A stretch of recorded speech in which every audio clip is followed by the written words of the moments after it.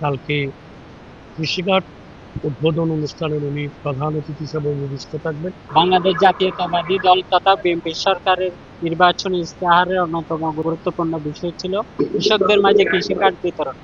সেই লক্ষ্যে আগামীকাল মাননীয় প্রধানমন্ত্রী জনাব তারেক রহমান কৃষকদের মাঝে কৃষি কার্ড বিতরণ উদ্বোধন করবেন। সেই লক্ষ্যে আজকে কক্সবাজারে বিভিন্ন সফরে আসছেন মাননীয় স্বরাষ্ট্রমন্ত্রী সালাউদ্দিন আহমেদ, এবং তিনি আগামীকাল সকাল 10টা নাগাদ এই মাঠেই কিন্তু তিনি কৃষি কার্ডের উদ্বোধনে অনুষ্ঠানে উপস্থিত থাকবেন এবং তিনি গুরুত্বপূর্ণ বক্তব্য প্রদান করবেন। হয়তো আপনারা অবগত আছেন, কালকে আমাদের গণপ্রজাতন্ত্রী বাংলাদেশ সরকারের মাননীয় স্বরাষ্ট্রমন্ত্রী,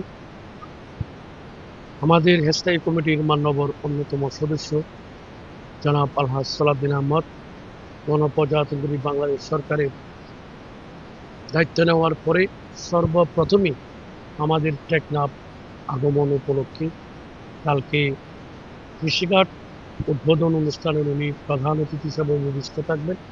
টেকনাফের আমরা ছাত্র জনতা আমরা অত্যন্ত আনন্দিত, আমরা অত্যন্ত উল্লাসিত।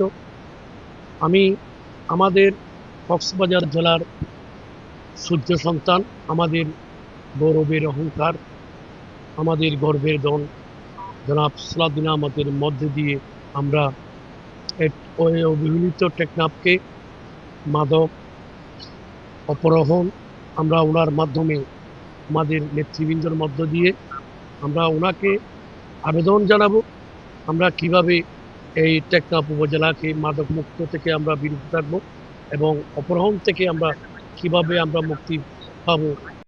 কক্সবাজার জেলার কৃতি সন্তান, আমাদের এই অহংকার, উনি একজন মৃত্যুঞ্জয়ী বিএনপির নেতা, স্থায়ী কমিটির মাননীয় সদস্য আলহাজ সালাউদ্দিন আহমদ স্বরাষ্ট্র মন্ত্রণালয়ের মন্ত্রী।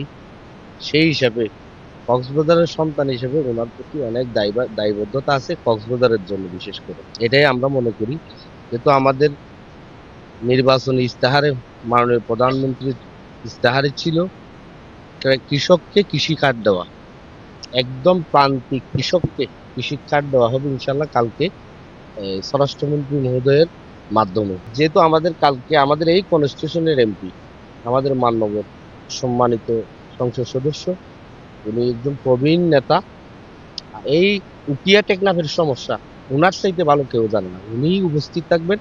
আমাদের ওনার মাধ্যমে মাননীয় স্বরাষ্ট্রমন্ত্রীর প্রতি আমাদের তিনটি দাবি থাকবে। বিশেষ করে তিনটি দাবির মধ্যে হচ্ছে এই অপহরণের যে প্রবণতা এখানে অসম্ভব বেড়ে গেছে এবং মানব প্রচার অসম্ভব বেড়ে গেছে, এই মাদক কিভাবে নির্মূল করা যায়, এই তিনটি বিষয়ের উপর এই টেকনাফকে তিনটি বিষয় থেকে আমাদেরকে কিভাবে মুক্ত করা যায়, সেজন্য এই মাননীয় স্বরাষ্ট্রমন্ত্রীকে দৃষ্টি আকর্ষণ দেওয়ার জন্য আমাদের দাবি থাকবে।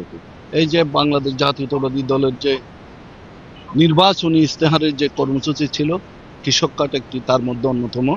এই কৃষক কার্ডের মধ্যে যারা পাবে তারা হচ্ছে কৃষক, প্রান্তিক কৃষক, যারা স্বাভাবিকভাবে এই কৃষক কার্ডের মধ্যে সুবিধাগুলি পাবে হলো তারা সার, ভর্তুকিতে সার পাবে, তারা কৃষক কার্ডের মধ্যে খুব স্বল্প মূল্যে তারা ওষুধ, মেডিসিন, যা কীটনাশক বলি আমরা, সেটা পাবে তারা। পাশাপাশি এই কীটনাশক ছাড়াও বীজ পাবে, এইভাবে তারা পাবে। পাশাপাশি তারা এই ব্যাংক থেকে তারা লোন নিতে পারবে।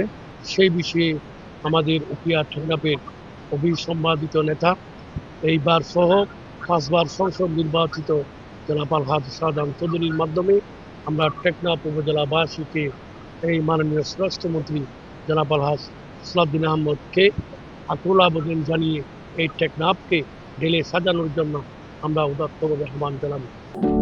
সমুদ্রের গর্জনে ভিন্ন স্বাদের সামুদ্রিক খাবারের ভরপুর আয়োজন উপভোগ করতে আজই চলে আসুন প্যাসিফিক বিচ লাউঞ্জ ক্যাফে কক্সবাজারে।